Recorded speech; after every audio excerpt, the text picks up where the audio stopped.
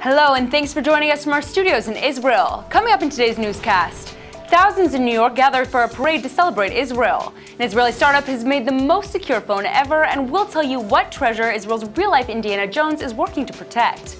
I'm Denise Wood, here with the latest news in Israel.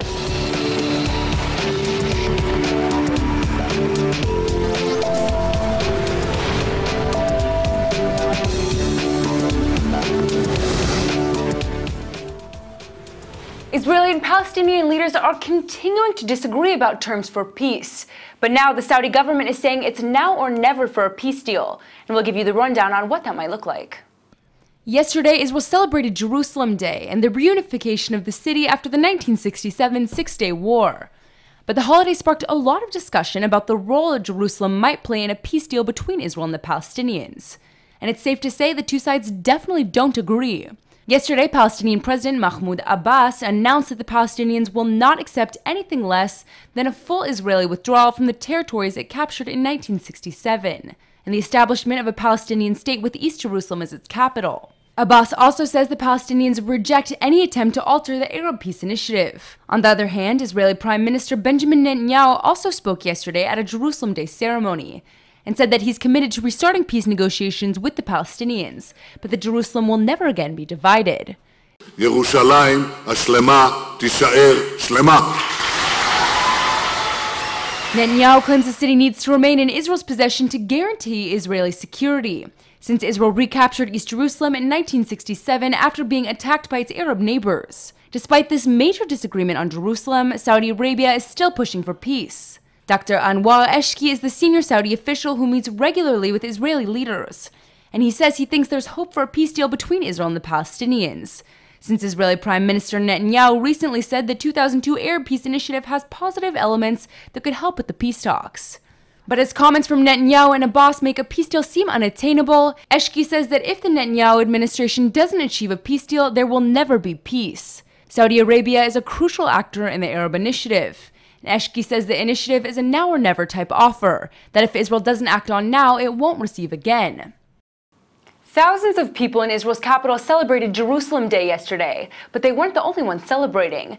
Thousands of New Yorkers celebrated the holiday, including diplomats and celebrities who attended the annual Celebrate Israel parade in Manhattan. New York Governor Andrew Cuomo and New York Senator Chuck Schumer were among those who attended the event, alongside the Grand Marshal television personality Kathy Lee Gifford and Israel's Consul General Ido Aharoni. One of the highlights along the Fifth Avenue route in the heart of the city was a float sponsored by the UJA Federation of New York. Governor Cuomo even expressed his pride about the parade and made reference to the deep ties between his state and Israel. We have the Salute to Israel parade today. I'm excited. I love the parades. It highlights a part of what New York is all about. New York is a diverse state. New York is an international state. We have people from all over the world, and it makes us different, frankly, more sophisticated when it comes to international relations because we live with the balance every day. Today we salute Israel. The first parade was 1964. Israel was 16 years old. And we've been celebrating every year since. Governor Cuomo did more than just attend the parade yesterday. He also signed an executive order on Sunday, demanding that all state agencies immediately divest from any business or organization that supports the anti-Israel boycott movement. Today, Israel is under attack on a different level. And that's the true test of friendship.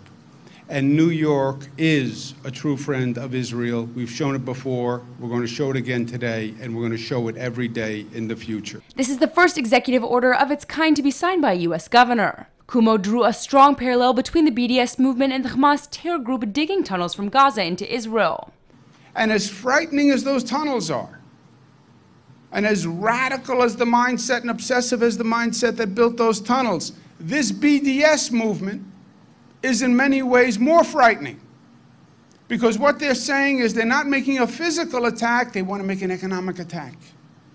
And it's not just radicals who are willing to build tunnels, they're going to mainstream businesses across the world to generate a corporate enemy for Israel, and we cannot allow that to happen, period. Cuomo received a standing ovation during his announcement of the development from a gathering at the Harvard Club attended by Jewish leaders, as well as bipartisan members of New York's Assembly and the Senate. And we want to take immediate action because we want the world to know and we want Israel to know that we are on their side. Today I'm going to sign an executive order that says very clearly we are against the BDS movement, and it's very simple. If you boycott against Israel, New York will boycott you. If you divert revenues from Israel, New York will divert revenues from you.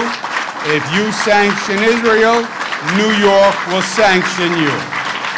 Period. The New York leader is now calling on governors from the other 49 states to follow his lead and to demonstrate support for Israel and in what he calls the fight for freedom, liberty, and democracy. Israeli Prime Minister Netanyahu is known for being a sharp politician with an incredibly successful career. But everyone has a little help. Eli Groner is the Director General of the Prime Minister's office, who moved to Israel from the U.S. and now is known as one of the country's top civil servants. ILTV sat down with him to get the scoop on what it's like to be Netanyahu's right-hand man. Eli Groner, you came to Israel as a new immigrant, as a teen from upstate New York and Binghamton. Correct. Not too many immigrants here from Binghamton. Love that town. You've become... Southern Tier. Southern Tier. You've been serving as Director General of the Prime Minister's office for more than a year now. Yep. How are you finding the work? Love it. Love it. It's the most fulfilling job I can imagine. There's nothing really analogous to it in the United States. You could say White House Chief of Staff is most analogous, but if I think about my daily schedule, I can be dealing with anything from core economic issues having to do with the Israeli economy, to diplomatic issues, to security issues. There's 1,300 employees here. Really, the range is almost limitless in the responsibilities. It's obviously very stressful. It's very draining. It's unlike any other position I can imagine. But for someone who's focused on contributing to Israeli society, I can't think of a position better positioned in which to do that. Well, how long did it take you to get over the nervousness of working with the Prime Minister? About 10 minutes, I guess. I'll put it this way. There's not a moment when I don't appreciate the stature and the point in history, what it means to work with an Israeli Prime Minister. I personally view the Israeli Prime Minister by default, just by virtue of being a Prime Minister, as being the leader of the Jewish people. We are the Jewish nation state. We are the official state of the Jewish people, and the Prime Minister is by design the leader of the Jewish people. Beyond that, I think... Is he nasty? Is he easy to get along with? He's a great leader. He's a great leader. He's a visionary who also goes into details. The job is so draining that I wouldn't be able to do it if I didn't have a tremendous amount of respect for Prime Minister Netanyahu, and I have a tremendous amount of respect for Prime Minister Netanyahu. What's your day like? How many hours a day are you working? What kind of pressure are we talking about on your family? It never ends. The family understands this is a once-in-a-lifetime opportunity. The day doesn't begin and doesn't end. I have phone calls from morning till night. I have meetings nonstop.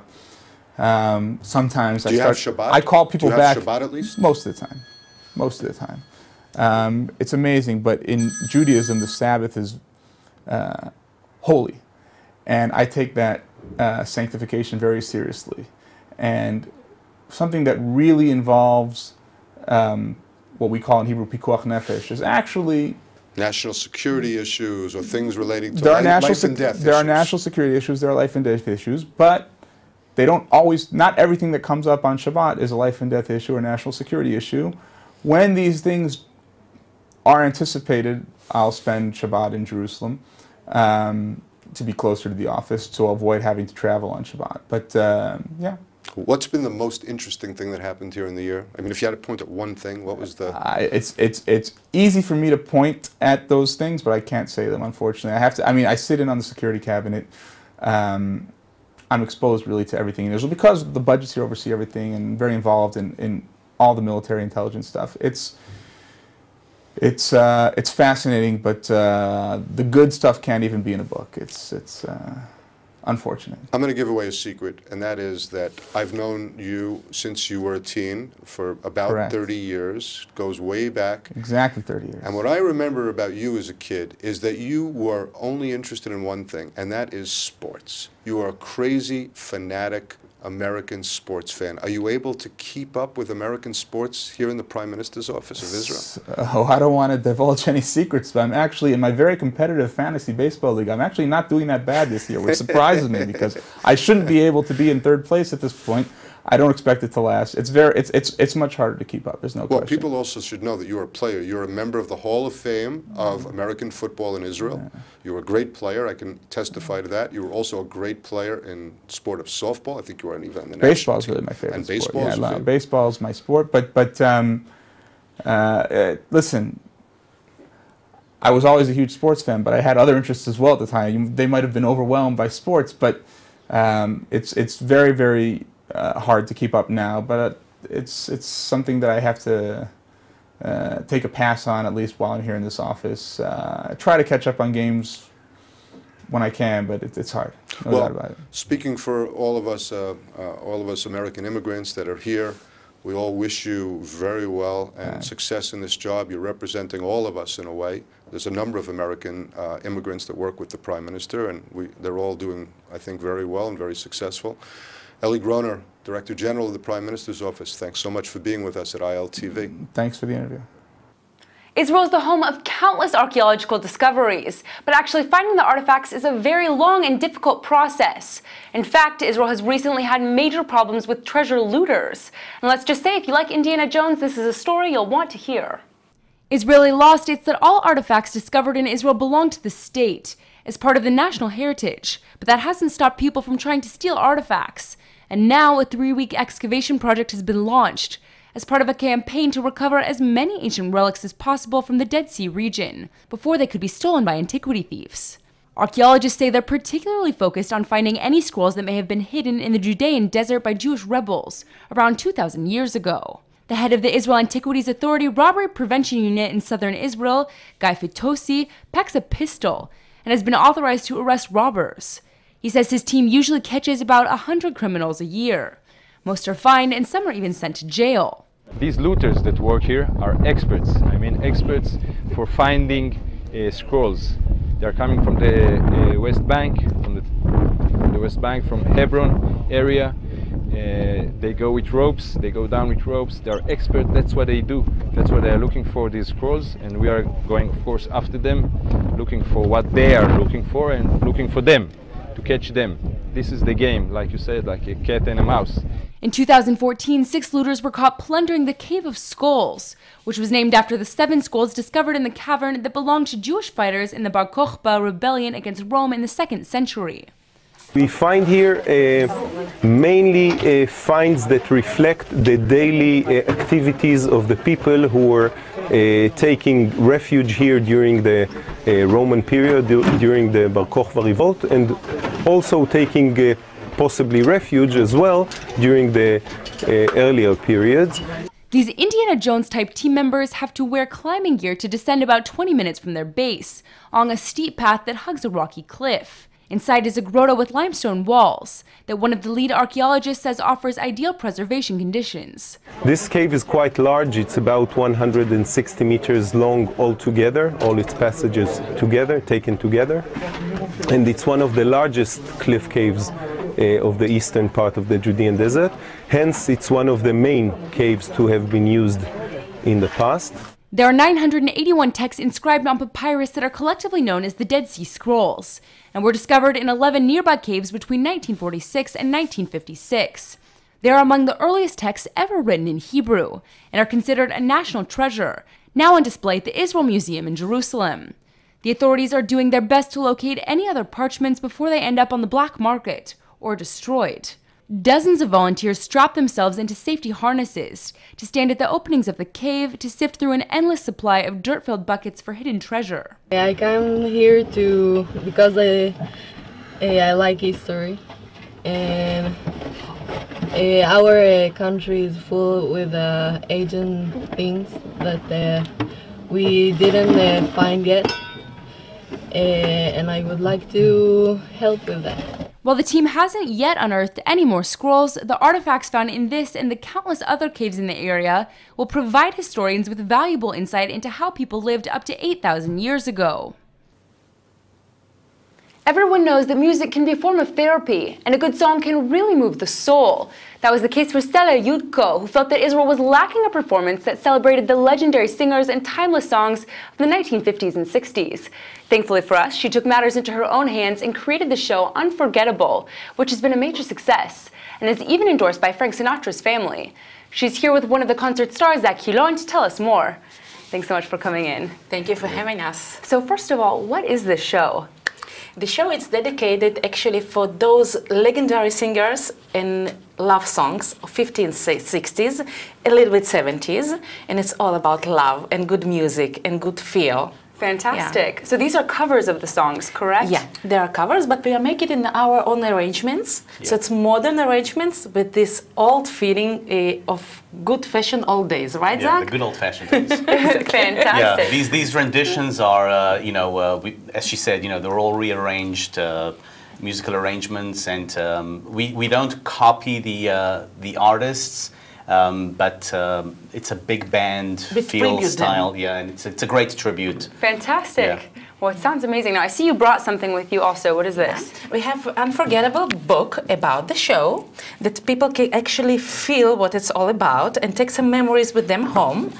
And you can see it's with 11 musicians and big cinematic screen with all the love songs, singers, and old movies there. Fantastic. Yeah, it's a really, really nice experience. And you can actually live in this era for 2 hours, right? Yeah, absolutely. This book is also something which the audience gets as a how should I say it? It's part of our VIP package for our upcoming performance this coming December, which is our 100th performance. Wow, fantastic. So, congratulations. they'll be getting this as a gift. Yeah, we will celebrating our 100th performance this December in the Hala Tarbut Tel Aviv. Wow. And it's a very big event. Yeah. It's a big achievement because we started that nobody believed in our show, and we started from nothing actually, and we just grow up slowly. Definitely. And now I understand you gave up a lot to make this happen, correct? Yeah. Actually, I do. This was my idea for 2, 3, 4 years, and when I just knew what I wanted to do, I go to all kind of producers in Israel, big ones and small ones, and I pitched the idea, and no one was interested. So I said, okay, what can we actually do? My husband said, we will sell everything, we'll put up the show. And we crew our greatest singers from abroad, Zach Hilon, who came from Las Vegas. We have Charles Garrett, who came from Chicago. Fantastic. And they said, okay, we'll do it with you. And now, So now it's basically, I take care of the big band, Sinatra, Cliff Richard, the Elvis side of she does the Shirley Bassey's, the Dean Martins, and Charles Garrett. He does the Motown, the soul, the R&B. Amazing. So yeah, everyone has their own very niche, kind of. exactly. So we take care of all aspects of that jukebox era, if you'd like to call it that. Yeah. Definitely. Yeah.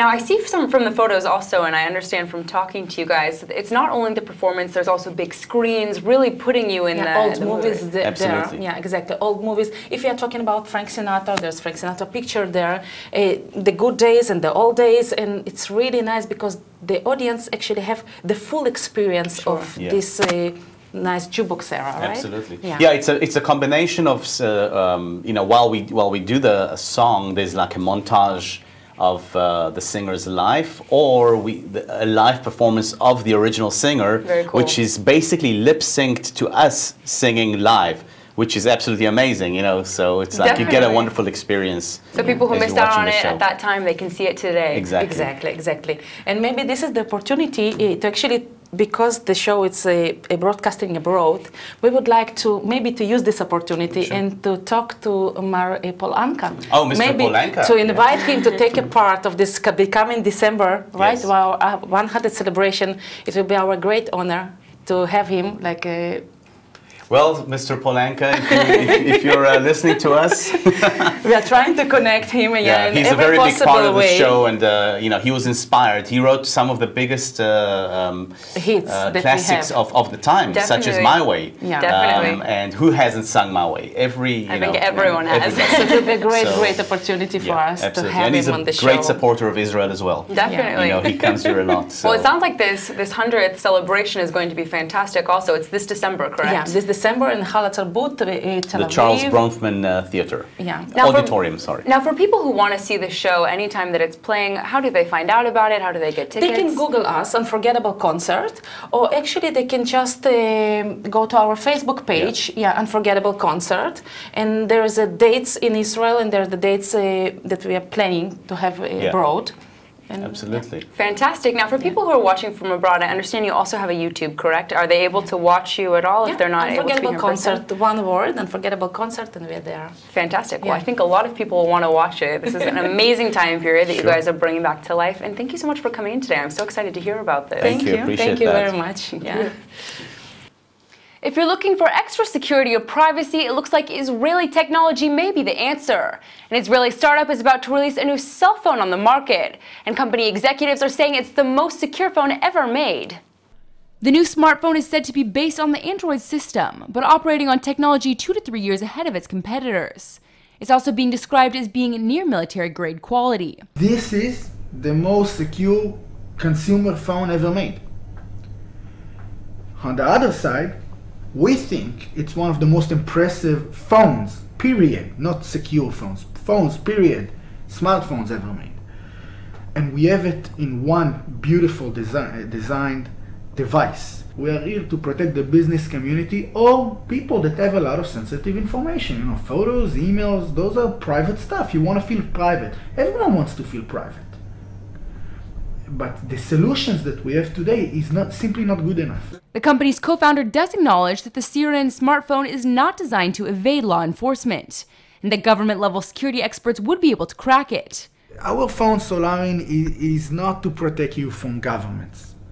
Meaning a government that has a supercomputer, and most of governments has a supercomputer, if they put enough resources, they can break anything, including our phone. We couldn't hack it, but we're sure that the government with the right tools can hack it. Nothing is unbreakable. If this sounds like a product you need to buy, then prepare yourself for the price tag. The phone is expected to retail for nearly $20,000. The company believes that thousands of executives in the US and Europe will be willing to pay that hefty sum, since the cost of being hacked could be more expensive in terms of lost information. Our phone, because it's made of the most advanced technologies, because it's made of the most fine materials, has a price tag, a manufacturing cost, which is multiples of the cost of a mass market phone. Just to give you an example, we have one part in this phone, which is the chassis. It's a metal chassis that protects the phone from breakage and bending, etc., which costs over $300, which is, again, more than the cost of making any high-end phone that you would buy in the world today. Yesterday, Israel celebrated Jerusalem Day, and ILTV met up with General Uzi Elam, who is a major Israeli defense figure and was the first battalion commander to enter Jerusalem's old city when Israel recaptured the capital during the Six-Day War. We sat down with him to get the scoop on what it was like seeing the Western Wall for the first time. Thank you so much for being with us. Before the war, did the IDF had any plans on conquering the city? No, I don't think that anybody were dreaming of getting into the old city or capturing Jerusalem when the war began. We were supposed to jump in the Sinai Peninsula, and because the war was going on so nicely and so quickly, and because King Hussein decided to attack Israel, we were sent to Jerusalem. But even then, it was not clear that we will get the permission or the order to get into the old city. Was there a specific reason why you and your battalion were chosen to do it? Well, in the war, there is no order and no priorities. The way it went brought my battalion to be not only doing all the missions, but doing it with much less losses than the other 2 battalions. So my battalion was more ready to do that. And also, because of my A company commander that asked me before, a day before, that if there is an order to get into the old city, he wanted to be the first one. And I went to the brigade commander, Motagur, and asked him if it's okay that this commander will be the first to get into the old city if the order will be given. And he said, okay, why not? So this is how it went, because my battalion was better situation, better condition, and because I got the initiative to do that. You were the very first paratroopers battalion commander who liberated the city. What did it mean to you back then? Nothing special, because when the war is on, the attention of a commander is to do the job and to keep the life of the soldiers as best as you can. And the historical thoughts had to wait until later. And in retrospective, what does it mean for you now? We didn't know where the Wailing Wall is. And when we got through the Lions Gate and go to the mosques, everything was quiet. And although Jordanians were on the walls and some of my soldiers were wounded and killed by the Jordanian fire, when we got to the mosques, everything was quiet. And I had time until my other companies will get inside the old city, and I asked the brigade commander, Motagur, the permission to look and find the Wailing Wall. And miraculously, I did. We didn't have anybody to help us, but I found the stairs and we went down. And only then I realized that we are alone there. And one of our officers has a camera, and he took the pictures of us, 5 people along the Wailing Wall. Only minutes later, I heard over the radio that Rabbi Goren is on the way to Jerusalem, in the old city, and I sent a soldier to lead him to us in the Wailing Wall. And he got there, and he was very excited, very, very excited.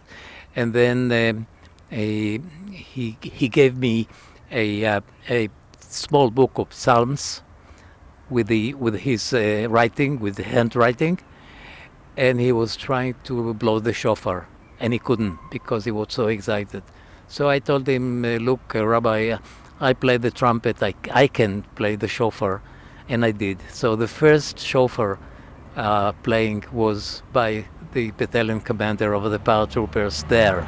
As a man whose biography goes hand in hand with the Israeli defense history, can you tell us how you feel about the challenges Israel is facing? It's a good question, and the answer should be elaborate a bit, because on one hand, I know the secret of technology achievement of Israel, and I know how strong we can be, creative new things. I took part in many of the battles and the wars, and I know how daring and how sacrificing we can be. So as far as the threats of our enemies, be it a full-scale war or terror threats, I think that we cannot be too concerned. I don't worry. But the real question is the internal question, the feeling of the people, the uniqueness of the nation, and things that are as important as the other elements of our survival. However, I am, and I will be optimistic. And now for our Hebrew word of the day. Today's word is kesher, which means connection in Hebrew. The word kesher actually comes from the Hebrew word litkasher, which means to call or contact. The word kesher can be used to describe several different words in Hebrew. For example, a knot in a rope is also called a kesher, but the word is most commonly used to talk about a connection between people. For example, if you want to get in touch with someone, you can say "Niye bekesher," or "we'll be in touch." You can also use the word kesher to describe your relationship with someone. If you're talking about a friend that you haven't seen in a while but that you're still close to, you can say "Anachnu adayin bekesher tov," or "we're still in close contact." No matter which way you use it, the word kesher is important to know, because at the end of the day, connecting to each other is one of the most important things in life. Let's go ahead and take a look at the weather forecast. Today it's 80 degrees and sunny in Tel Aviv. Tomorrow it should warm up even more with a high of 86. Alright everybody, that's it for today's news. Today's exchange rate is 3.83 shekels to the American dollar. Remember to sign up for our daily newsletter at iltv.tv, and don't forget to check out our evening update every night at 8 p.m. Eastern Time. Thanks for watching and see you tonight.